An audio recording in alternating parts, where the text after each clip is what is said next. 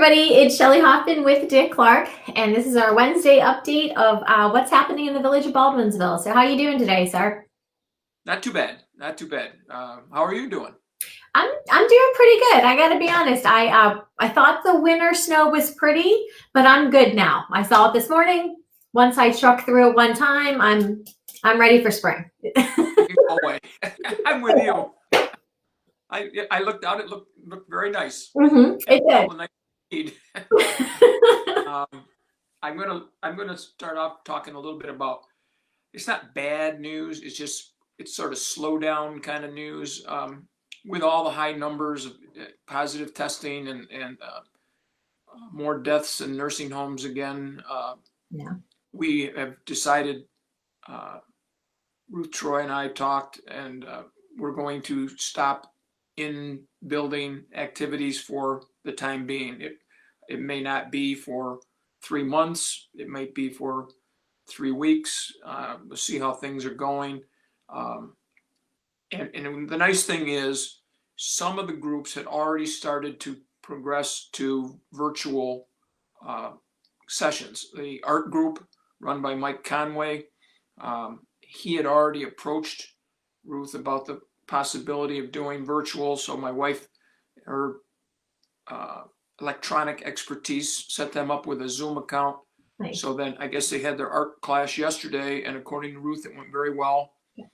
He went into the center and off by himself somewhere with his laptop facing him, I guess, and he worked on the art stuff, and they were doing. He could watch them, and they could show what they had done, and I guess it went very well. And so the book club is going to do the same thing next week.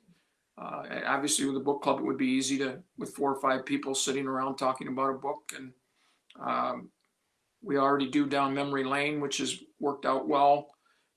We're trying to get some of the exercise activities like the fall prevention.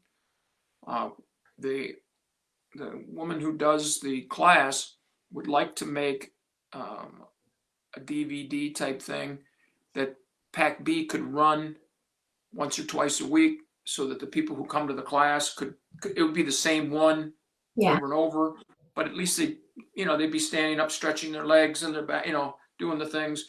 The big problem is they use music to do it, and we're going to probably have to get involved with ASCAP or BMI or one of those things, sign up and in order for us to use the music without getting in trouble, Right. we would have to do it. So we're looking into that and finding out how much that would cost us. But it makes me feel good, that people are accepting of that this might be a way that they have to do something, and B, that they're creative enough to do it. And Ruth and her crew have been on top of things. They're probably going to start having, just one person in the office. There's Nancy Sullivan. Back in April, I reported that she took the list home of all the seniors, Right. and went down the list and called them. And Yep. she's capable of doing that again. And she would come in and meet with people one-on-one. They have it set up where there's a table with the plastic in between where they could sit, and it's a big room. They could open windows and that type of stuff. So that would continue. So people who need help with HEAP, SNAP, just any general help that they don't know where to get help, Nancy Sullivan is a great resource. So please call the center at 638-4536 if you have any questions and you are a senior. Some of the programs that have been going will continue to go. The Food Sense, which you pick up at the back of the building. There's a crew out there with masks and stuff, and they put it in like the back seat of your car. So call the center if you're a normal Food Sense participant, and you can continue to do it. The peace lunches are still going on. Again, you drive your car up, they put the lunch on your front seat, and you go. So that's simple. They're going to have a drive-up holiday treat and greet a week from Friday on the 18th at 2:00. So I'm guessing that you'll drive up, and there'll be 2 or 3 people from the center around your vehicle. Merry Christmas, Happy Hanukkah, whatever is appropriate. and then there'd be a treat that they would put in your car, and everybody would get to wish each other a Merry Christmas. So it's good to plan if you don't have if you don't drive and you need somebody to get you there. You might want to let them know that a week from Friday at 2 o'clock, you have to wear a mask, even if you're in the car. Okay. But it's a little way to celebrate the holiday. Last Friday, we were over there, you were there, and a small group of about 5 of us, I think, and we lit the tree out front. The tree was in honor of Dick Dickman, who used to be a volunteer at the center, and his family had placed the tree out front to be permanently lit at Christmas time, and so we had a small group, and it's lit. The front of the building looks nice with the stuff that the DPW put on, and we had some extra lights, so we lit up the pillars in the front of the building. Well, and I just want to say the fact that was a live tree. I didn't know that when I was going over there to help film it. So each year to watch that tree grow, I think that's kind of cool. Not saying that I'll always get the invite. Hopefully it'll be open to a lot more people next year. But they said, for as small as that tree started, and just in the few years it's been there, I think that was kind of neat. I think somebody said that day that the village should plant a tree and make that our village tree. But I think it's neat that people donate the tree every year. So, it's kind of both sides is cool. That is a nice process. And we have talked about the tree. It's kind of the hard part is deciding how big to start with. Because if you get a fairly tall tree, in about 4 or 5 years, it'll be taller than anything we have that can put lights on it. Yep. I mean, we do have a bucket truck, but it's a small one, like some of the cable companies have, and there's a limit on how far that bucket will go up. And if the tree gets too tall, then we'd end up having to hire somebody to come in and put lights on for us. And so there's some give and take on that issue, and we continue to talk about things like that. And as long as people are providing us with the tree, it's really kind of nice. Like this year, it was John Zach. Yeah. They got to have some ownership when they drive by and go, "Hey, look, there it is. That was in our yard 6 weeks ago." And isn't it pretty cool? Because we've donated 2 different times. And I, as a board member, I prefaced our volunteering the tree with, if anybody else has one, take theirs. Right. Well, I'm planting a tree somewhere so that in so many years, my tree can be the village. There you go. I don't know where I'm putting it yet, Mayor, but I'm planting one. A nice tradition. Let me see if there's anything else from the senior center that I should mention. No, I think that's everything. They've done a great job through the whole thing, and I would hope that no senior would ever say, I really didn't know what to do. I didn't get any help. Yeah. Call the senior center. And if you know a senior who's got a problem, help them out and remind them to call the senior center. Village Hall is going on a alternate works situation, but somebody will be there all the time. Yeah. There are drop boxes there for your water bills and those type of things. There's also another drop box for the court. The courts have been shut down until the end of January, and that comes from the state. Even though it's a village court, it really is run by the state, and we have no say in some things. And one of them was, you won't have anybody in your courtroom until like the 1st of February, and then we'll see what happens. Okay. And our court clerks are going to divide up the work week so that they won't be in together, but there will be somebody there to answer your phone calls. They can come out to the door and let you in if you absolutely have to come into the building for something. Most of the things can be handled by phone. A lot of the stuff's going to be done like we're doing. They'll have virtual arraignments and that type of stuff. So we're kind of going back a little bit to where we were, but I think it's just the fact that we've done it, told people we can do it, and so it's a little easier this time. It's not like we're walking into the jungle unaware of all the pitfalls. People did a great job the first time, and I'm assuming that we'll do just as good a job this time. And the police department's going to run full scale. They had scaled back some of the way they approach calls as far as maybe having somebody come outside to talk to them rather than go in the house. I know that the DPW occasionally has to go into somebody's house, and to take a little heat off of Chuck. I'm going to say now that if you have need of a DPW employee to come into your house, I'm going to ask that you have a mask on so that they're not put in jeopardy. What's a reason that a DPW guy would need to come into the house? I'm just kind of curious. What? Like if the meter was acting up, like they went in the basement, they could hear a noise. The meter sounded like it was maybe something was, the gears, it was going faster than it should, or it's going. They'd have to go in and check the meter. The one that Chuck had to go on the other day was a sewer issue, and they had a couple of plumbers. And the question now is it in the homeowner's strip of sewer pipe, or is it something with the village part out in the street? They couldn't figure. They called Chuck. He went in and very quickly figured it out. They were very pleased. He said the two plumbers that were there did not have masks on. The residents did not have masks on. Chuck did. Short of him standing there and screaming at people, I said, if people call you and ask you to come check something, say, we'll come, but you have to have masks on. Yeah. Or go upstairs and let us leave the door open. We'll come and go down in the basement. Don't be near us.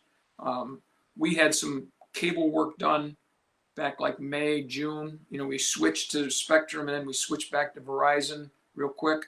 And so they had to come into the house and go down in the basement and just make a small change. They called us and said, not within 6 feet, please wear masks. And our employees will have masks on and they'll have gloves on. And they did. And they were very good about it. We just opened the basement windows and we had air filters on upstairs, just precautionary stuff.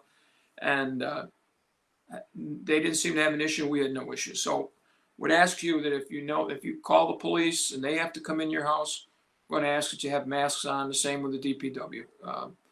There's no reason to put our people in jeopardy. We're there to serve you, and all we're asking is just a little bit of cooperation.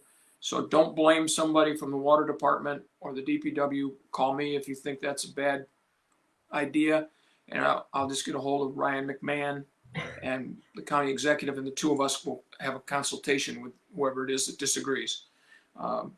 It's a small price to pay to get some work done, and we're not asking a lot, but we want to be there to serve you, and we want to make sure you get things taken care of.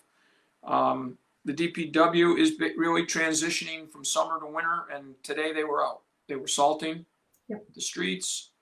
They were cleaning the business sidewalks, I believe. Chuck told me.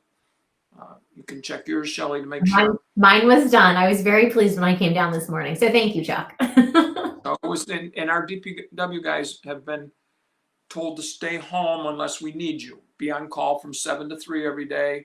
Know that we may call you if there's a big tree branch falls in the street. Somebody may have to come in with a saw and cut it up. Or if it snows. Well, it snowed. I don't know how many people got called in to do the work, but they got it done. And it's supposed to go up to 50 in a day or two, so that most of this will be gone, and everybody will be talking about, are they going to pick up brush again? And basically the brush is done. We did an extra run last week that wasn't scheduled. And then we do pick up Christmas trees after the holidays. Usually we wait till, I think, at least a week after Christmas before we do it. We ask that you not have them in plastic bags.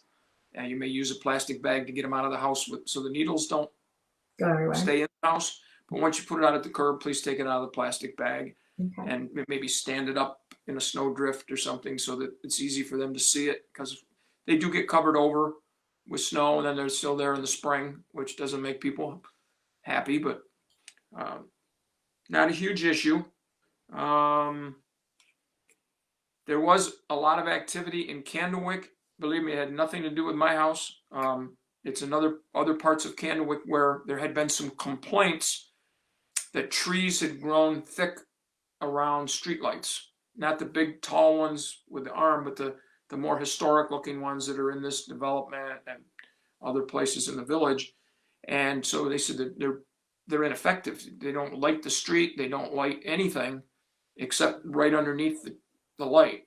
And so our crews have been in cutting branches away and making so it's safer for people that way. And so if you saw trucks in the Candlewick area, that's what they were doing, trying to make things a little safer. And don't really have a whole lot of other stuff except to say our village looks beautiful. It does. People really, really stepped out, and it was interesting. You know, I mentioned you a couple different people who have blamed me for their wife or their husband going crazy with Christmas lights, but I think it's been therapeutic for people. I think, you know, you ride down the street and even if you're just going, you know, through the village and not really looking for lights, some of the businesses have got lights in the windows. Looks really nice, and I think it's nice to everybody to pull together, common cause, and say, you know, we're all in this together. Yeah. I think our restaurants are still doing pretty good as far as with the takeout and that stuff. You know, I've read stuff where people are saying don't just stop in. You better have reservations because we're full. You know, and there's some limits to what they can do seating wise, and so don't call at 5:30 and say I'd like to pick up dinner at 6 o'clock because It's not gonna happen. it might be 7:30. So if you want dinner at 6 o'clock, you better call at 4 or go online early and put it in order early, and they'll have it ready for you. And I've just heard people talking over the Thanksgiving break how they got meals from some of the different restaurants for Thanksgiving and how well it went. So, yep. I talked to Joanne at the fireside. She said it went really well. And I spoke to Chief Leffencheck. He got his Thanksgiving dinner from Tissone's, and he said it was wonderful. So our code enforcer is mentioning about a tree on a rooftop to us as we're talking. But I double checked. There is no code that says you cannot have a tree on the roof. So, and the New Mexican restaurant, I was going to bring this up and Greg mentioned it as well. On Saturday they had takeout, and you know, it's right by my building down there below Sammy Malone's, and their phone was probably ringing off the hook. They said a good 45 minutes to pick up the food, and it was closer to an hour because Luke Delia ordered, you know, Pizza Man ordered from the Mexican restaurant because that's how we roll in Beeville. Everybody supports everybody. And they had a great, from at least on Saturday, I can speak for that. They had people coming in and out pretty much all day long picking up food. So that was great to see too. Just a new restaurant getting a good start. I would say that's probably the definition of guts. Open a restaurant in the middle of the pandemic. And a couple of them have. Brick and Barrel opened up during the pandemic. Grains and Greens opened up during the pandemic. Yep. I mean, it's just, you know, it's crazy that, and they're all, from what I believe, they're all doing well, or at least they had a really good start about it. And Greg wants it corrected. He didn't say anything bad about the tree on the roof, but Brian King's wife says it needs a star, and Greg thinks we need more lights and trees. So it's beautiful. I look in the back of the village, and I did say that maybe a star for next year would be nice on the tree. But this year I was just impressed that somebody was willing to put a tree on the roof of my building. So we'll see next year, maybe Rudolph will appear or Santa Claus or something. We'll see what everybody's a critic. Yeah. Everybody. Critic. Well, and you mentioned it before I went on the air, but we do have Ben from Farm Swarming putting together a map of lights. So on my page, I think the village page, Positively Beeville, there's a bunch of pages where there's a Google sign-up sheet. So if you'd like to have your house recognized for having the lights, and then Pack B, obviously, you know, they're having the contest as far as who has, you know, the prettiest lights. Your wife called me out because I didn't put my house on the map. So that was rectified. You can let her know I did put my house on the map. So she's a trip. You're finally on the map. I'm on the map. That's what it took. It took Christmas lights to get on the map.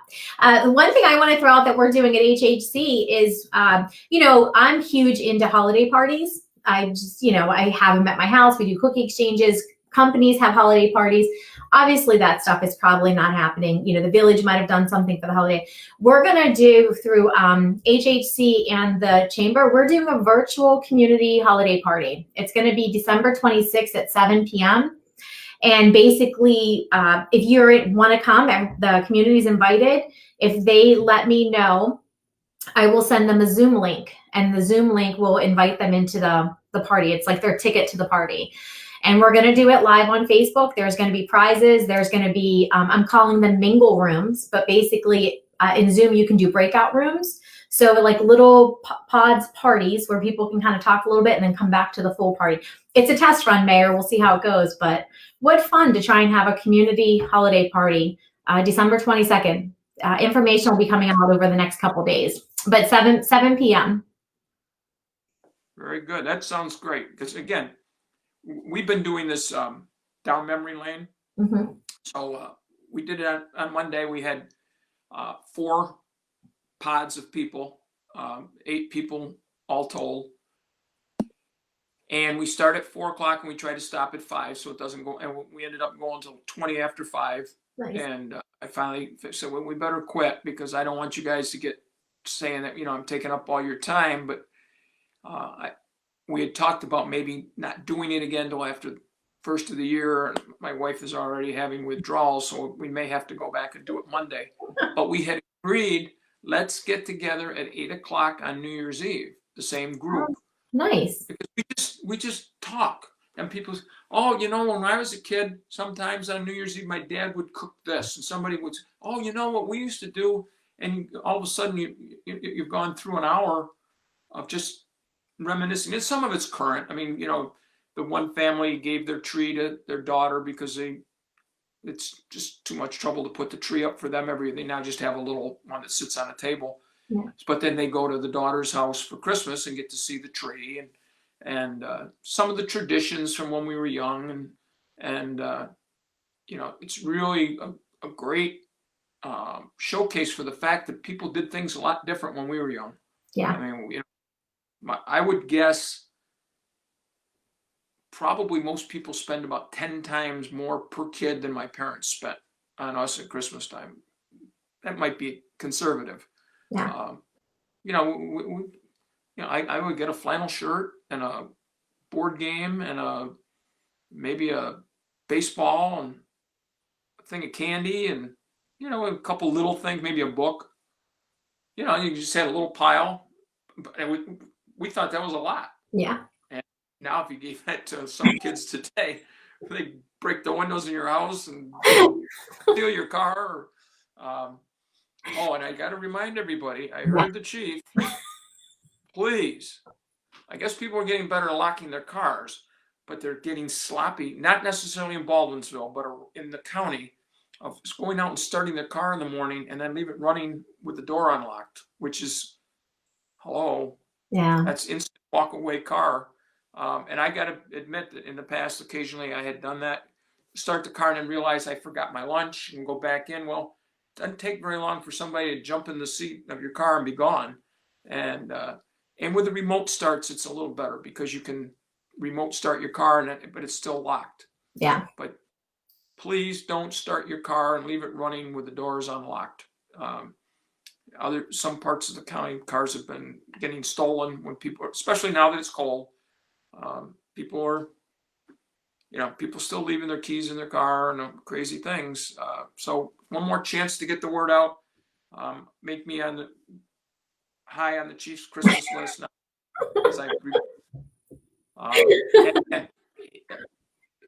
I know people get to listen to the chief once a month now, but their department is very well run. I mean, they went right into action. We're going to do, dispatchers are going to split time. We're going to, the chief and lieutenant are going to stay in their offices and nobody can come in their office. If you're in a room with more than one person, like in the sergeant's room type thing, you put the masks on, that kind of stuff. Yeah. And he's the first one in the village that started. And then we all just kind of, I said, if the chief is starting to get a little concerned, then we ought to be concerned too. And so I told Mo to do that in her office and Ruth, and so again, I don't think I did not get one complaint through this whole thing that people could not get a hold of somebody when they needed advice or a question answered, had a concern. The DPW responded, the chief, the police, the village hall, Greg at codes. Right. Greg, even when he was working at home, was meeting people in the parking lot to give him the building permits and stuff. So we'll get it done, and just give us a call and let us know what needs to be done. I want to mention too, before we go off today, that Jim from the Greater Baldwinsville Ambulance Corps is going to talk at 10 o'clock tomorrow morning. If anybody's interested in that, just because of what he's seeing as far as the increased numbers, he'd like to get a message out before the holiday seasons and people start, mingling a little bit more. So that's 10 o'clock tomorrow morning. And I know when the virus first hit, people were very responsive to the ambulance corps as far as dropping off pizzas, boxes of donuts, things because they knew that they were, maybe spending more time there and, couldn't just go home and grab lunch during a lunch break. And so feel free, if you want to support your local protectors, your frontliners. I'm sure our police department would appreciate a dozen donuts or some cookies. Baker High School has a Krispy Kreme fundraiser going on right now. So I saw that. If you don't want the donuts, like I really do not want the donuts in my home because I'll eat them. But that's a good idea to donate to the police chief, the police department, the Baldwinsville Ambulance Corps, something like. And then you're supporting the seniors at high school too. So that would kind of a win. Same thing. They're over there.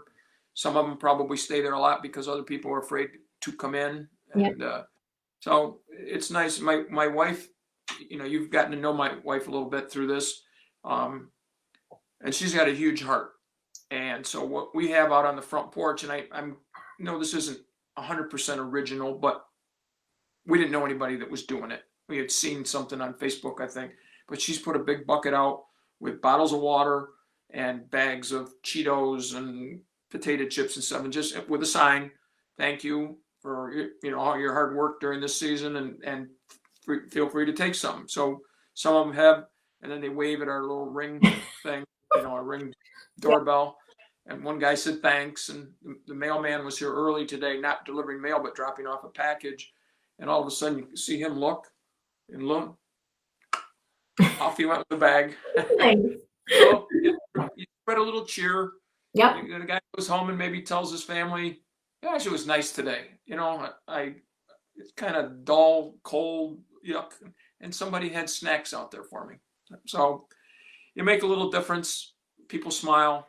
It's got to be pretty cheap entertainment. We watch it on the ring, on our monitor, and they all look down, and then they look at the doorbell type thing, and then they grab it, and off they go with the snacks. Nice. So, and then when Linda posted that she did it, other people said, first of all, great idea, and then a couple others said, yeah, we're trying that too, and we haven't seen anybody face to face, but it's probably nicer that way for them. They don't have to slow down. Yeah. So, think about your mailman, think about your delivery person for your newspaper, your UPS, all those people that, they're in the vehicle all day long, don't get a chance to break. And a couple of them the first two that came later in the day. So, that they probably had lunch at like 11, 11:30, and now it's 5 o'clock. And boy, they're starting to get hungry. So a bag of potato chips came in nice. So little thing like that. I'm very proud of my wife for taking a stand to set up something like that. And I'm sure we're a popular house on the delivery circuit. I was going to ask Linda if I just dropped off anything, if I was. Sure. You can deliver a smile and then grab a bag of chips. You'll see me on the ring camera waving. Megan O'Donnell from our board said, "Oh, now I know where to go for a snack." Yeah. And I left it out last night because the night before I brought it in because it was going to be cold, and I thought the water bottles would freeze. And we had two people come before I got it. They came at like 8:15 in the morning, and the other was at 8:30. Well, hello, I'm not up that early, or at least I'm not up and around that early. So last night I put it out when I went to bed at about 1 o'clock, I stuck it out. I said, it's right next to the house. It's only supposed to go down to 30. All those water bottles won't freeze. And they didn't. And so it was there this morning. Otherwise I would have missed that guy, because I was up and around, but I wasn't downstairs yet. And I heard the doorbell ring, and I looked out the window and saw the mailman heading back down the driveway. So it's kind of fun, and it's good for us. Yeah. I mean, it's like, oh, let's see what the guy did when he got his package. It really evolved into not much. It doesn't take much to entertain us. I was gonna say that's where you and Linda are at this point. we really deteriorated. So, was there anything else you want to mention out to the community before we part ways until next week? No, I don't think so. I mean, I've seen Pam Milak has had some things on people who need specific stuff. Look around, call agencies, call Peace, call the Volunteer Center, go on Facebook and look up Pam Milak, MILAC. She's got families that need. They're not asking for a lot, most of them. And that's still Baldwinsville helping Baldwinsville. So if they just join Baldwinsville helping Baldwinsville, yep. So, and then Pam and some people will help. Maybe you got a grandkid that you bought 4 presents for, and say, well, you know what? This little girl's looking for a little doll. I'll give her the one I was going to give the granddaughter, and she won't even know the difference. And so it's nice to know that people are stepping up and helping. It's a tough time for some people. I mean, that we were on a NICOM thing, which is the New York Conference of Mayors today, and they were talking about the new stimulus package that's being talked about, with money going out to the states and local municipalities. And the key was, let's make sure that the local municipalities get the money, and that doesn't go to the state to filter down, because a lot of times it doesn't get here. Right. And, so that agencies that get money from the county, places like that, can still get some of their money. I mean, some of the agencies have got to be in trouble. I mean, there's some that get support. I would guess that the breast cancer fund has been so strong over the years, and so much support. But some of the lesser ones, that don't get as much.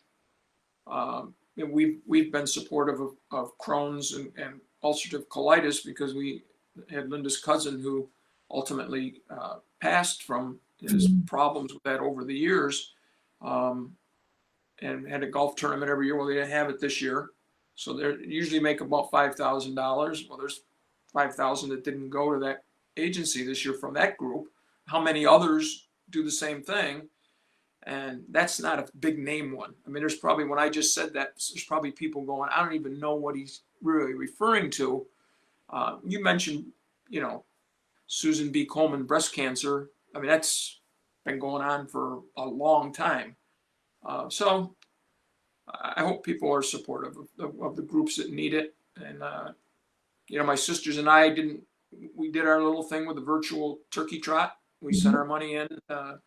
They walked about 2/3 of it. I did not walk because of a foot problem, but we each gave them our $25, and hopefully a lot of other people that I think you mentioned with Mike, that the turkey trot people were going by your house on Saturday. And I don't know if I was here in the office, but I heard voices, and I looked on Thanksgiving morning, and I looked out, and there were people going by. So people said, we'll do our own trot at the same time. And so hopefully they got enough money to make a difference. I think they did. And the nonprofit that I work with, the Baldwinsville Connection, we had the Santa event on Sunday at the Fireside, and that turnout was just amazing. People brought donations. They had the food, they had Santa, and they brought donations. Somebody handed a $100 donation cash for the Christmas Bureau. So people are still coming out. And that was, mass. Santa sat up on a truck. There was the social distancing. We had Anna and Anna there, and the kids came put Santa letters for Santa Claus, and the response we got was it was safe, it went smooth, and people had a good time. So there's still ways of putting events on if you can find a way to do it social distancing. But like you said, people are doing it virtually too. The creativity is there, but the numbers are not.